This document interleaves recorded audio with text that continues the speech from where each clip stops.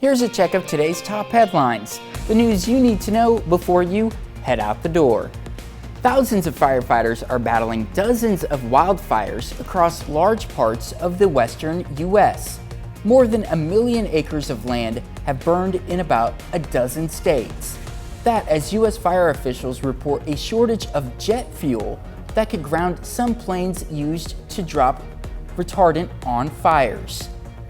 COVID-19 cases and hospitalizations are on the rise in the four-state area, and it's a major cause for concern for Freeman's coronavirus team.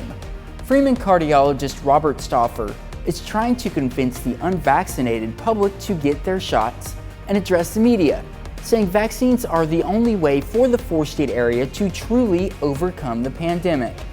Joplin's mayor tells us that city government is listening to the local medical community, but is not currently discussing bringing back COVID-19 restrictions. He and other members of city leadership believe focusing on getting the community vaccinated is the best way to beat the virus. Missouri Governor Mike Parson has signed bills that would increase police accountability, limit the use of officer chokeholds, and, critics say, shield police while ramping up penalties for protesters. One measure puts limits on investigations of officers and provides protection against civil claims unless the officer is criminally convicted. The other bans police use of chokeholds. The city of Joplin is performing a structural analysis on a parking structure on East 6th Street between Main and Virginia Avenue. The analysis comes after pieces of the structure's ramp fell off when a forklift drove over it. That section of the street is closed off while the work is completed. Crews are currently using a non-destructive method of testing, X-raying the underlying structural steel. Renovations are expected to take place in the winter.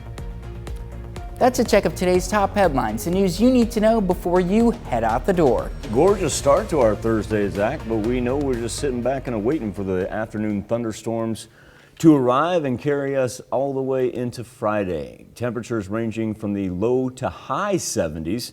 Chanute still chiming in at 78. Now, this thunderstorm activity up to our northwest, that's actually not the one that's going to be on us for the afternoon. That is another one. It's moving toward Kansas City instead. Well, after we get to the afternoon hours, that's why we've got flash flood watches indicated in turquoise for just about every county, and a flood warning that's been extended for the Osage River as well. While temperatures are going to range up into the high 80s today, the big threat is going to be anticipating that flooding, because once it starts, we're looking at 1.5 inches to 3 inches of rain as it gathers to the northwest, drops down to the southeast through tonight, a little thunder and lightning to go along with it, and then more of the scattered variety all through Friday morning as well. We'll be back with more KOAM Morning News right after this.